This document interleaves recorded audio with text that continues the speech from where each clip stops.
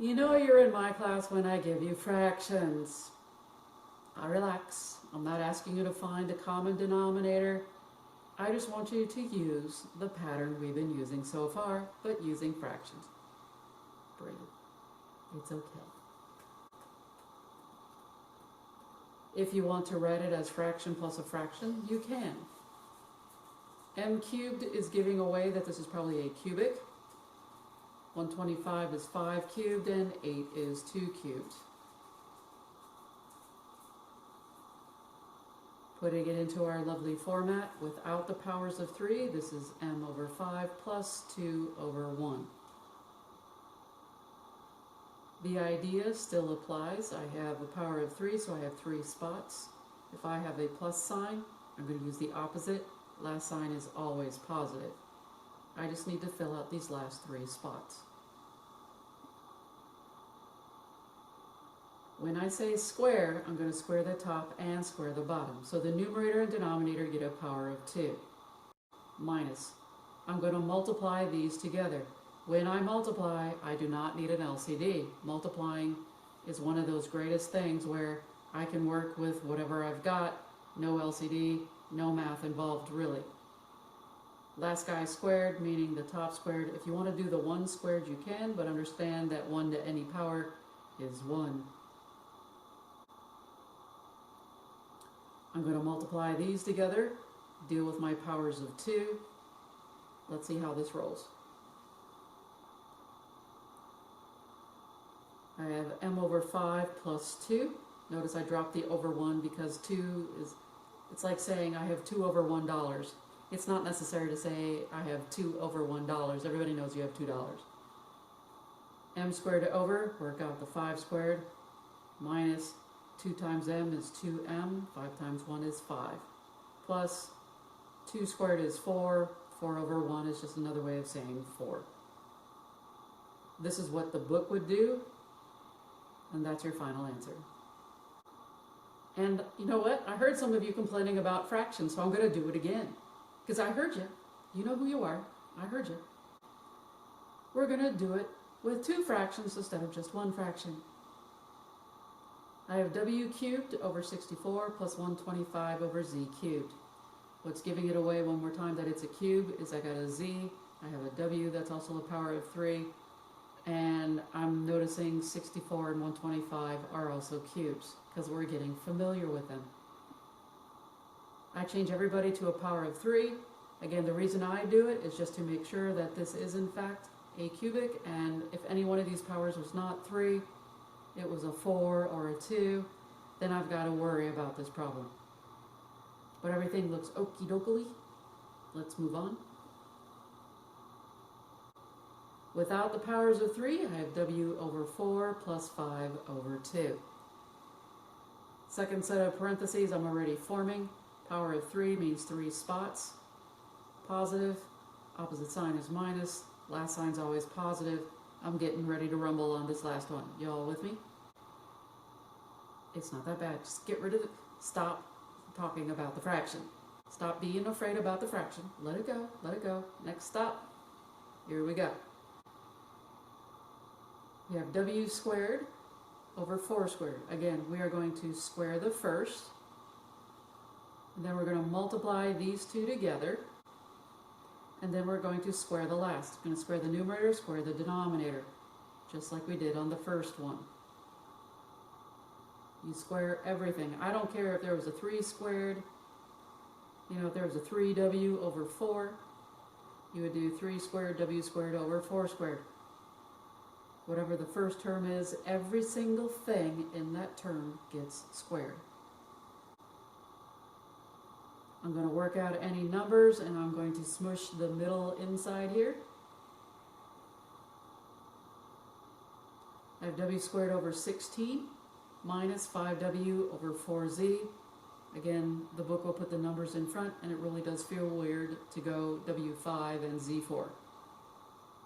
Plus, we worked out the 5 squared over the z squared.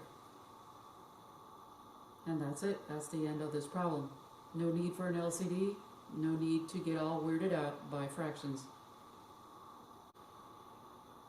Now we're getting to some really good stuff. Notice that both of them are negative. Both terms are negative. What makes me realize something's wrong is not so much the negative part in here. This is not the thing I'm worried about. It's this one. Because the leading term is negative, this negative has to go. If this g cubed was positive, then I could work this. But because this leading term right here has a negative in front, that's telling me to factor out a -1. So I'm going to factor out my GCF of -1. And since they both share a -1, and I factor that out, I will get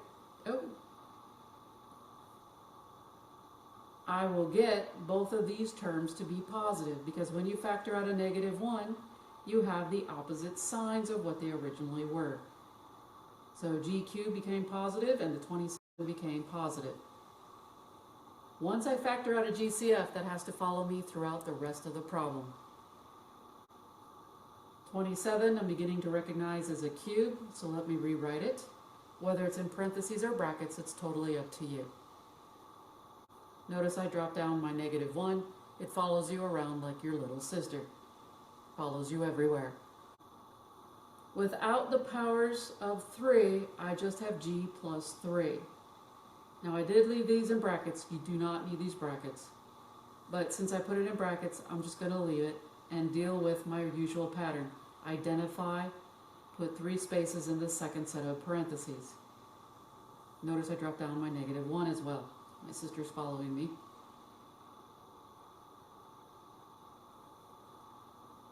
Once I have the second set of parentheses filled out and I know my signs, plus, opposite sign, always plus, I'm going to do these square together square. First one squared, put the both of them together, last one squared. Little sister's still following. Work out the 3 squared because all numbers need to be worked out, and voila. If you leave it like this in your notes, that is perfectly fine, or for your homework, that is perfectly fine. Your book will only leave the negative. So it's okay. It doesn't matter if the 1 is there or not. Just understand one more time. If you want to leave the -1 there, that's up to you. Some people need it, and that's perfectly fine. All right, we have 81 r to the 4th plus 3000 p cubed r.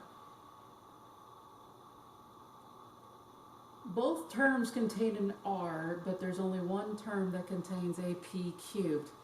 This p cubed is telling me that this is probably, yes, a cubic.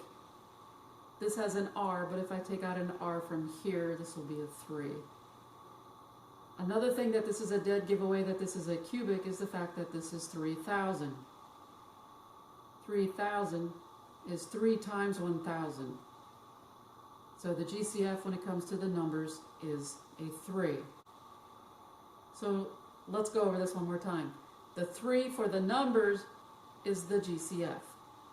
As far as the variables are concerned, they both have an r. I need to factor out one r, and that will make that now become an r cubed. It'll be 1 less r that's there. If you need to do an in-between step, just understand this is 81 is 9 times 9, and you have 1, 2, 3, 4, plus 3000 is 3 times 1000, and 1000 is 10 times 10 times 10. We have 3 p's and 1 r. If I get rid of 1 r, that 1 r is part of my GCF.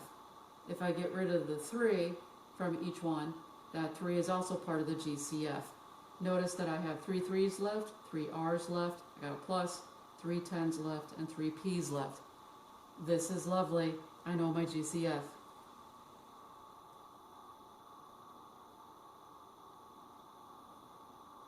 Looks like I went straight to it, whereas my notes are saying little by little. So let's go over my notes. Factor out the GCF. Turns out 3000 is a dead giveaway for the numbers, because again, that's 3 times 1000, and 1000 is an easy number to remember. That's just 10 cubed. So if we take out a 3, we have 27 r to the 4th plus 10,000 p cubed r. Since they have an r in common, you want to take out as many r's as you can. And when it comes to variables, you can only take out as much as the one with the lowest power has. So I took out 1 r, r to the 1. If I take out 1 r from r to the 4th, I've got an r cubed left.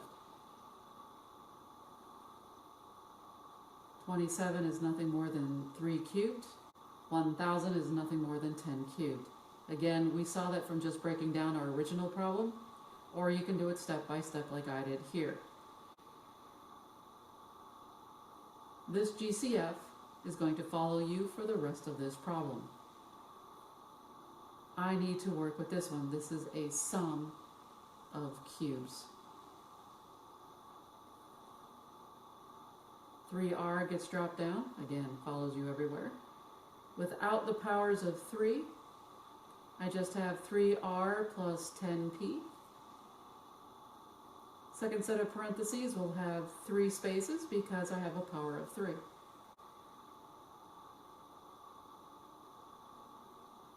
I have a plus sign, so this next sign will be the opposite sign. Last sign is always positive. From here, we're going to do the square. And when we do this, remember it's the first one squared. So everything in the first one gets squared. 3 squared, r squared. The middle is both of these multiplied together, 10r times 10p. And the last term is everything individually squared, the 10 squared and the p squared. You have to multiply this, deal with your exponents on your numbers, and then you're done. Don't forget to bring down the 3r. We end up with 3r times the quantity 3r plus 10p times 9r squared minus 30pr plus 100p squared. When a GCF is involved, the problem gets a little longer, but overall it's not that bad. You can shorten up these steps as much as you want, and that's okay. If you need these steps, by all means use them. Get used to these. These never go away. But we are done with this problem, so we're good to go.